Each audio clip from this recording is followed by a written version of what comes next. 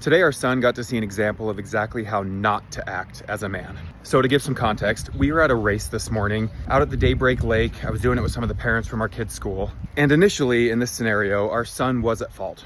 So he was playing and messing around just over where he had our chair set up by the lake. And he had kicked one of the plastic stakes from one of the people's tents that were like right by ours. And when he kicked their stake, it broke. Now I was getting ready for my race. I didn't really witness the interaction, but apparently from what my wife said, he started to get really upset at our son. Mind you, this is a $2 plastic stake. So my wife sees him yelling at my son and he starts asking him like, hey, what's going on? He then proceeds to get very upset still over this $2 stake. And here's the thing, we immediately took responsibility on this. We, I mean, us as parents. Our son did. He went and apologized to him, but this guy just could not let it go and just kept pushing with how disrespectful our son was and breaking a freaking $2 stake. And so we kept trying to find out what can we do to make this better? And when I say we, I mean, what can our son do to make this better? He has money, he'll pay to replace it.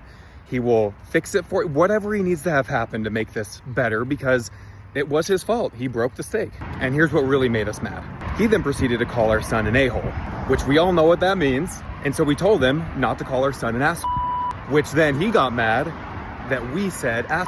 And then we're like, dude, that's literally exactly what you just called our son. You know what it means. Which he kept just proceeding to like pulling down his tent, the canopy, starting to put it away because now it can't be staked into the ground because that one little plastic stake is broken.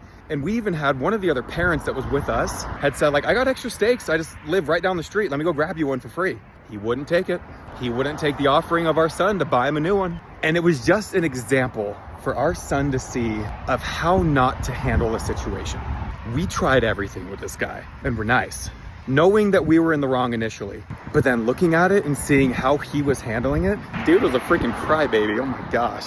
Like he just sat there with his hood on, pouting on the ground, folding up his little tent and the little stake that broke. But it was so infuriating. So to whoever this guy is, which we're here in Daybreak, here's a video of him. I hope you don't treat your children this way. I hope you don't treat others this way for a small mistake that a 9-year-old was trying to correct. This dude just needs to do better.